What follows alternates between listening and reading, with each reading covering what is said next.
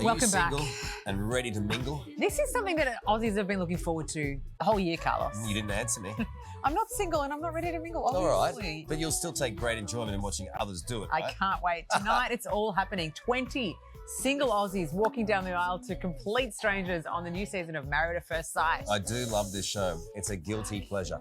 But before they say I do, we thought we'd get to know them just a little bit better. Check it out.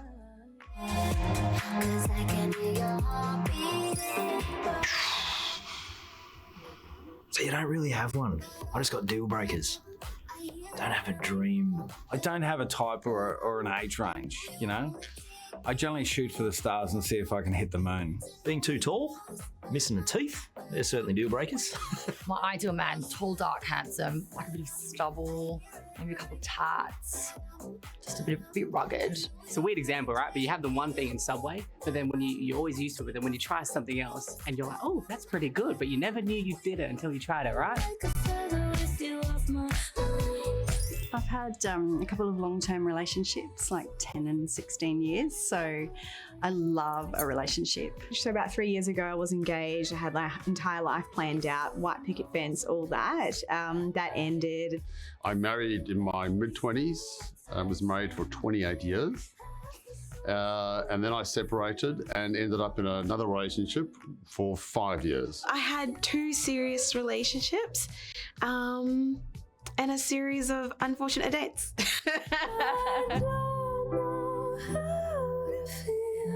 I've definitely cheated before, regretfully.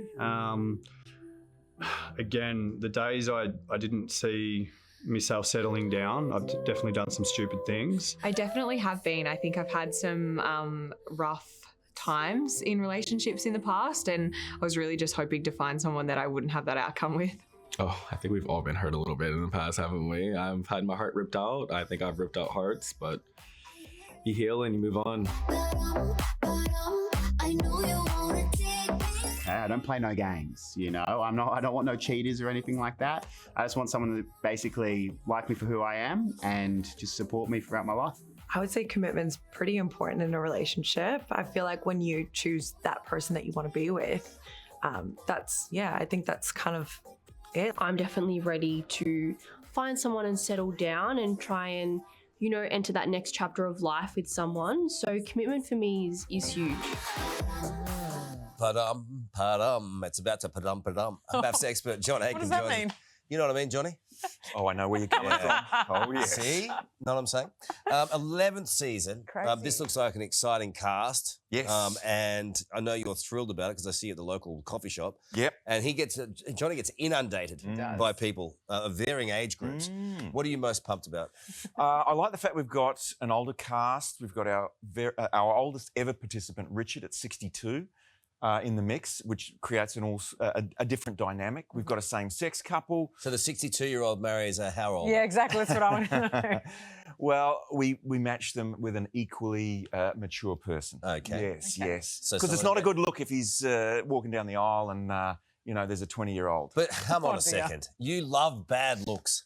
I mean, the show thrives on it. We do like to throw twists and turns at you, but there's it's certain... what the people want too, let's be honest. We give them what they want. And this year, it's a diverse cast. There are twists and turns. Boundaries get crossed all the time. And that's one of the big themes throughout the whole show is what's appropriate behaviour, what's inappropriate behaviour.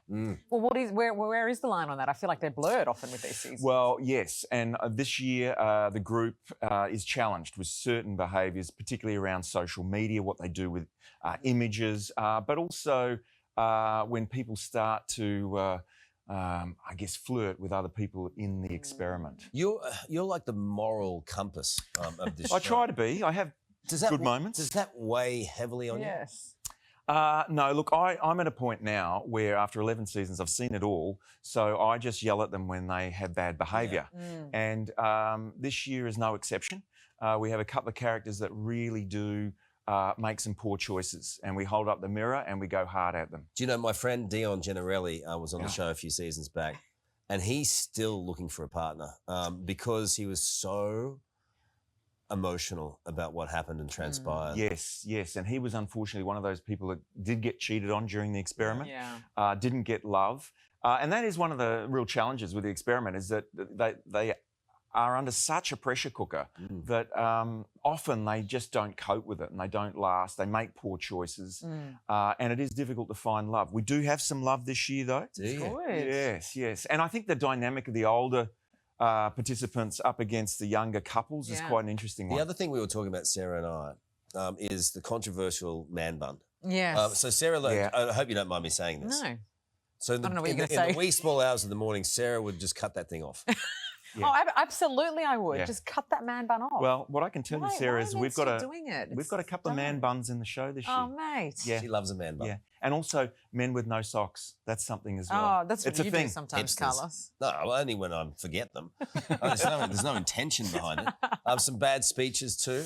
Yeah, this first episode tonight is going to, and it's hard to shock you, Carl. Yes. But this will shock you. Yes. He starts poorly and then just goes off the rails. And that's one of the things about the show is that you get to know the couples, but you don't know the family and friends. Yeah. That's sort of like icing on the cake. And this year we've got some really interesting characters. And the best man tonight, one for the ages. I how's have that for a tease? I've truly made, I'll be honest with you and the nation, some horrific speeches. Like so bad that they're shocking. I don't know. I just got this weird sense of humour. I think things are funny and they're not. As soon as I venture into humour, it's catastrophic. No, maybe just try not to do that. No, but I can't stop it. It's who you are. We've got to lean into Don't it. encourage him. Thank you. John. You're supposed to make us what better. makes him lovable, you know? I'd like to say a few words if I can. And now we're going to go to the break. You can watch the first 4 episodes of Married at First Sight this week, starting at 7:30 tonight, only on 9 and 9 now. All I can say is Thank you, have a sister as a co-host. They'll always look after you. Good on you, mate. Thank you. Hey there, Today fans. Sarah and...